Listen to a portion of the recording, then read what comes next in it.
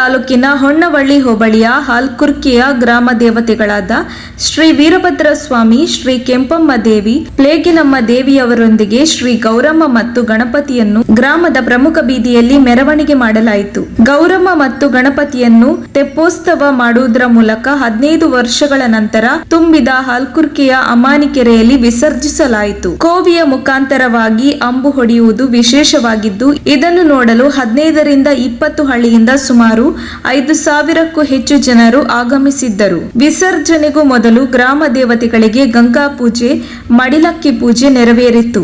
ವರದಿ ಆನಂದ್ ತಿಪಟೂರು.